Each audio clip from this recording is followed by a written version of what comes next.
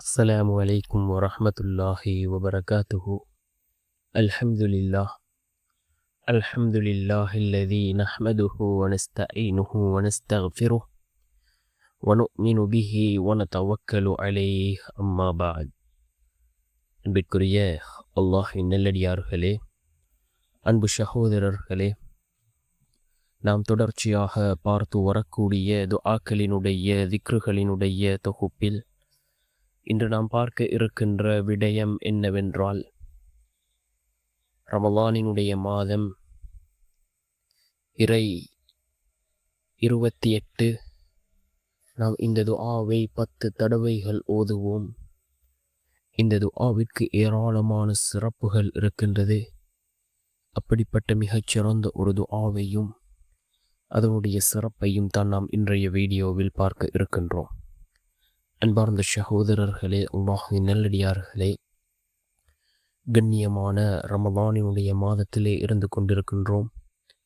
அதிகமான நல்லமல்களை பெற்றுத்தரக்கூடிய மாதம்.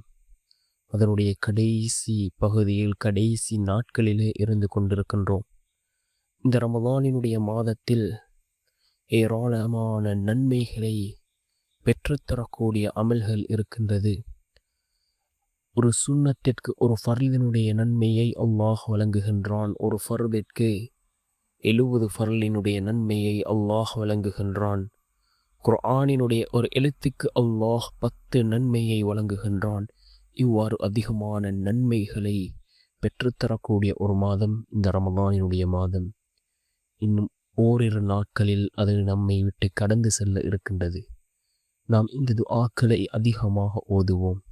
ரசூலுல்லாஹி ஸல்லல்லாஹு அலைஹி வஸல்லம் அவர்கள் இந்த துஆவினுடைய சிறப்பை பற்றி கூறுகின்ற பொழுது கூறினார்கள், யார் ஒவ்வொரு நாளும் 10 தடவை இதனை ஓதுகிறாரோ அவருக்கு அல்லாஹ் 10 நன்மைகளை எழுதுகின்றான். அவரின் கணக்கிலிருந்து 10 தீமைகள் அளிக்கப்படும்.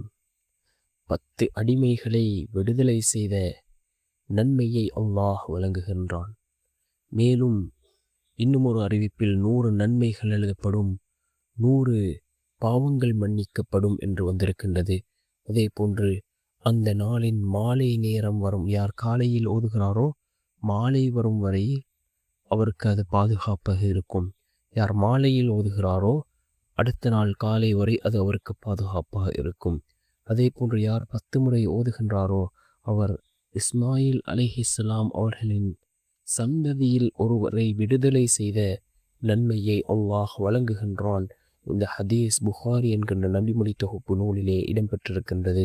அந்த அளவுக்கு சிறந்த ஒரு துஆ, லா இலாஹ இல்லல்லாஹு வஹ்தஹு லா ஷரீக லஹு லஹுல் முல்கு வ லஹுல் ஹம்து வ ஹுவ அலா குல்லி ஷைஇன் கதீர்.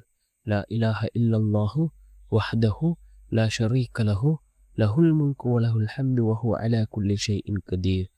அல்லாஹை தவிர வேறு இறைவன் இல்லை, அவன் தனித்தவன், அவனுக்கு இணை யாரும் இல்லை, அவனுக்கே ஆட்சி அதிகாரம் உரியது, அவனுக்கே புகழ் அனைத்தும் உரியது, அவன் அனைத்தின் மீதும் ஆற்றலுடையவன் என்று பொருள்படக்கூடிய இந்த துஆவை நாம் குறைந்தது 100 தடவையாவது ஓதி அல்லாஹ்விடம் பிரார்த்தனை செய்வோம்.